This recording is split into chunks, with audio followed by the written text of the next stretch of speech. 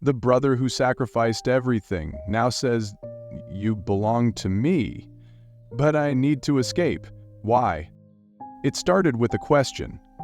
One of those kinds that really should have meant no more than casual curiosity. Still, the avalanche of events that followed was unlike anything that I could ever have expected or foreseen. I'm Lauren, 18F, living with my brother Nathan, 26M, and his wife Joyce, 25F. Growing up, Nathan was everything to me. Protector, rock. When I was 14, our parents died, and Nathan took over my upbringing. He sacrificed so much just so I had absolutely everything I needed, and worked long hours in his job in technology just so we could have a roof over our heads. We didn't exactly get spoiled materially, but we got by. Living in a modest house wasn't exactly the most glamorous life out here in the suburbs, but it was comfortable and stable. We needed stability after everything crazy we went through in the younger years. Nathan was ever present, always there, and I loved him for that. Then came Joyce. 3 years ago, things started to change. Not because I had anything against Joyce. She was sweet, cared about people, and took care of Nathan like a darling. But she brought into our relationship a new dynamic. Nathan now had another to fuss over. That other was not me. Despite misgiving, Joyce took me in my hand like a sister, and for now, all would be well. Nathan and Joyce married 2 years ago, and they fell into a good groove. They seemed to be a perfect couple. At least, that is how it appeared. Nathan's job in the tech field paid well enough for us to live comfortably, though not extravagantly. She was in the same profession, but then, when she conceived, due to the bad condition of conceiving, she decided to keep herself away for the sake of the baby. That is where it all started. Nathan started to get overly protective, not just with Joyce but with me. At first I thought that was understandable as he needed to deal with the stress of Joyce being pregnant. She had a few complications at the start and he was pretty concerned. Then the protectiveness went from this into something more, something darker. It started with little things. Nathan would ask me how my day was, normal. But suddenly, his questions were intrusive. Where did you go? Who was with you? Why didn't you return my text? At first, I wrote off that he was concerned about me. Then he started to ask me questions related to my personal life, the romantic aspects. "So, any new boys in your life?" Nathan asked one evening as we sat in the kitchen. Joyce was in the living room, resting on the couch, her hand on her belly as she watched TV. I laughed, a little too nervous in attempting to deflect. "No, not really, just focusing on school and work." Nathan's eyebrow arched up like he didn't quite believe me. "You're lying?" he said, tone half joking, yet something hard-edged passing through it. "I'm not," I insisted, heart racing as if caught in a dead lie. "There's nothing to say." I was kind of seeing someone. Henry, 19 Min, son of the horse ranch owners where I did odd jobs part-time. Henry and I had been hanging out a bit more lately, helping with the horses after my shifts and grabbing coffee on weekends. It wasn't serious yet, but I liked him. I just wasn't ready to tell Nathan. There was something about the way he was acting that made me want to keep it a secret. It felt so wrong to keep secrets from Nathan. He was always there for me, looking out for me. But then again, I didn't want to hurt him, and the last thing I needed was his overprotectiveness.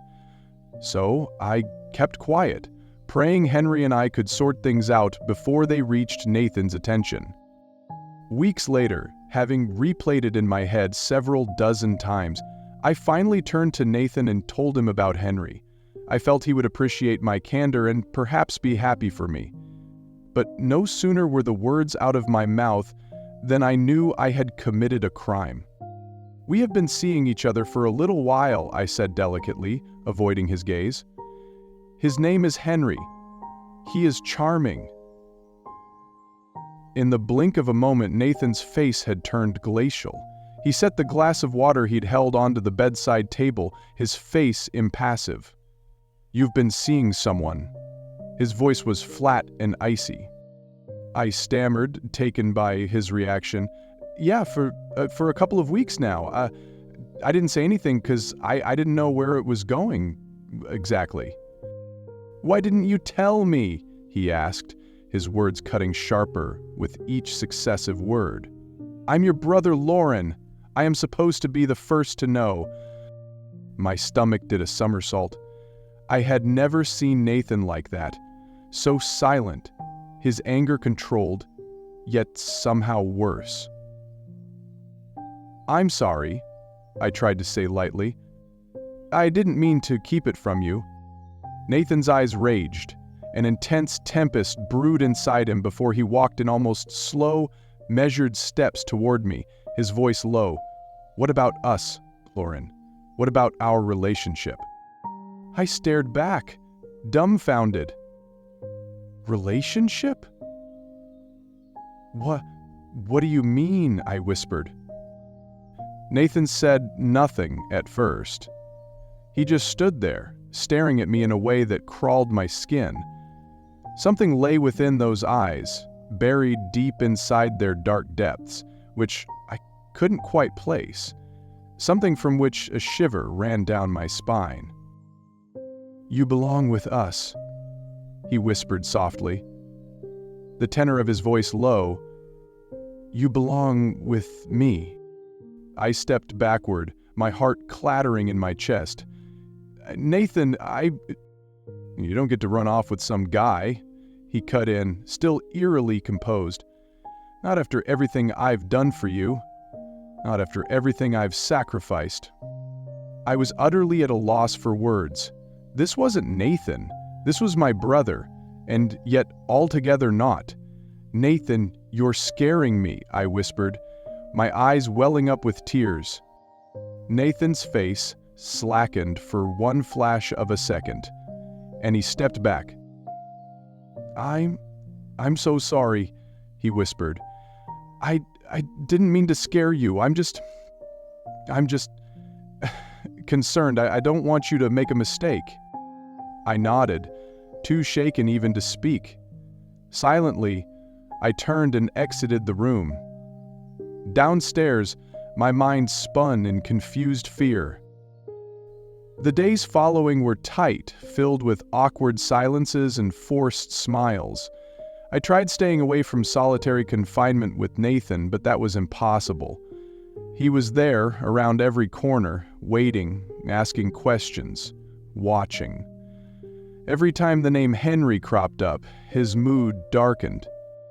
I had sat in the living room one evening after dinner with Joyce. Her tummy is swollen and she lay on the couch, rising at each breathing sound. "Lauren, is everything okay?" she asked softly, concern etched on her face. I nodded toward Nathan, who was cleaning up in the kitchen. "I don't know," I said softly. "Nathan's been acting strange." Joyce exhaled heavily and started rubbing her stomach absent-mindedly. "He's under so much pressure. The baby, work, it's all piling up on him. But you need to say something to him if he's making you uncomfortable." I nodded, but wasn't at all sure about the how. How could I tell my brother, who'd sacrificed so much for me, that his behavior was scaring me? I didn't want to hurt him, yet neither did I want to live in fear any longer. It finally hit the fan one night when I finally told Nathan that Henry and I were going to dinner.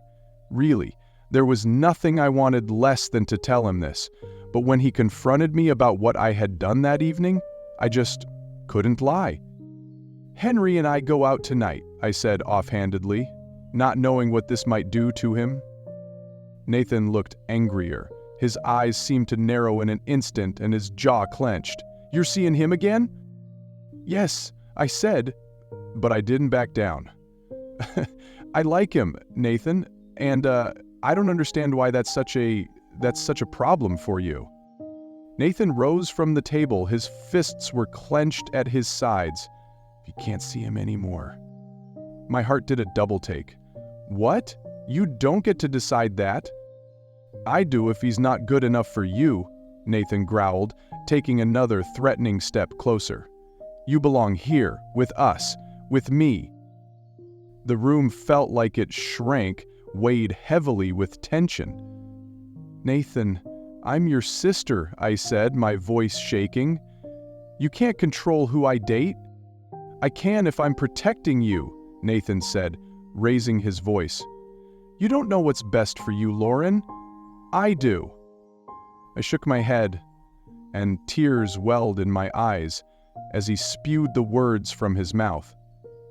This isn't about protecting me, I said low.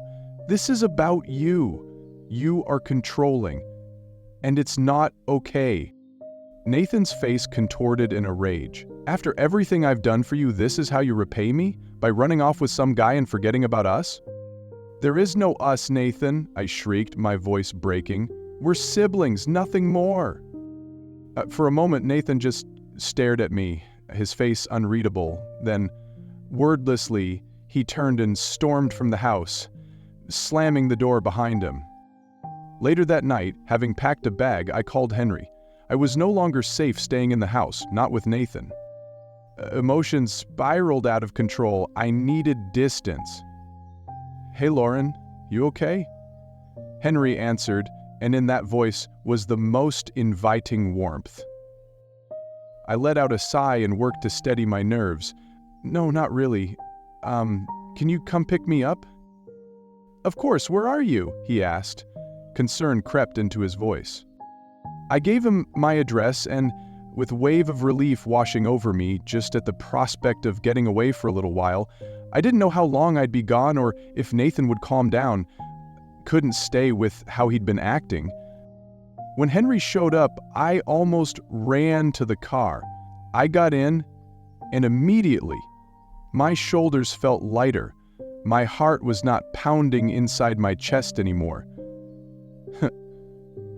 Thanks for coming, I said, the tears welling in my eyes.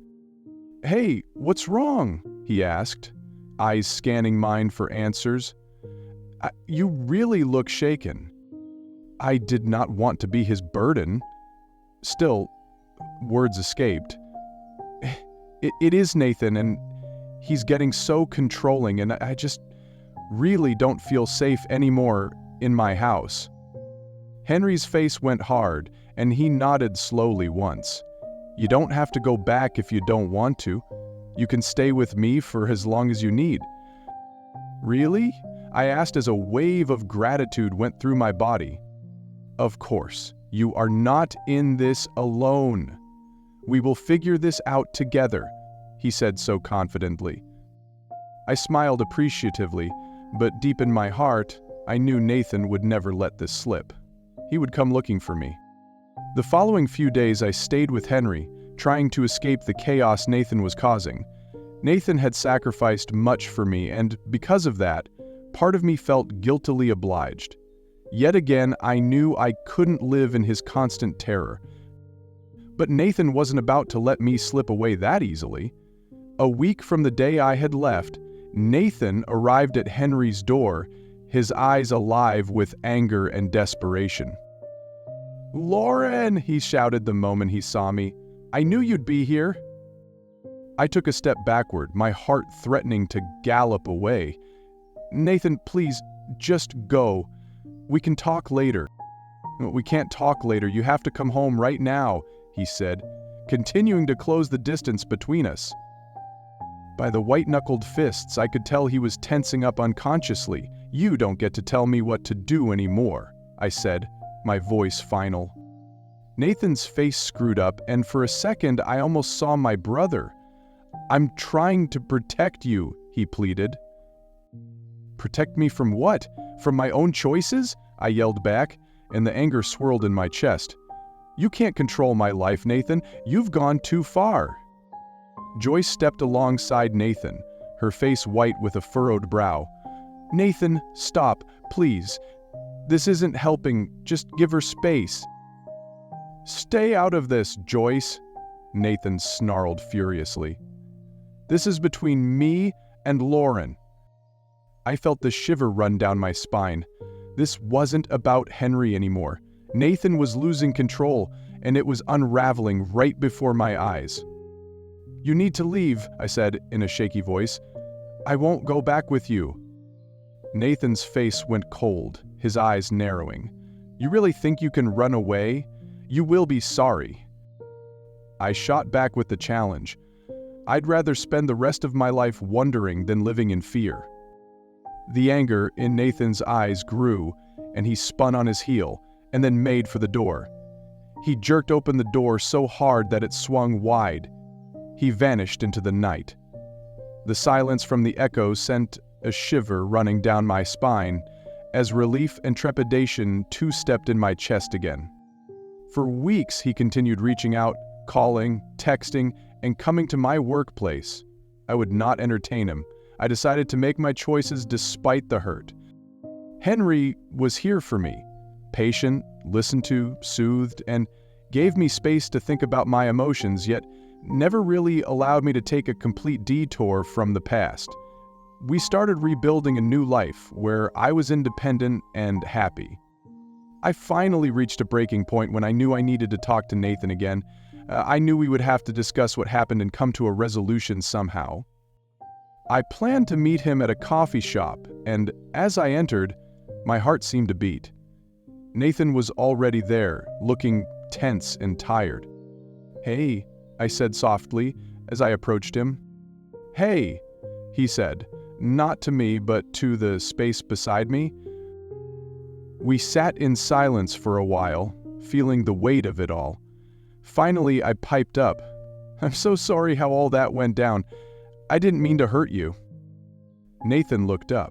Pain swelled in his gaze. "I just wanted to keep you safe. I thought that's what family does."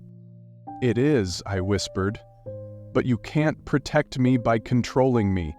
I need to be able to make my own choices, even if they're not what you'd want." Nathan nodded, his features softening slowly. "I know. I guess I just got scared. I've lost so much already and didn't want to lose you too." I reached across the table, taking his hand in mine. "You're not going to lose me. I just need space to grow."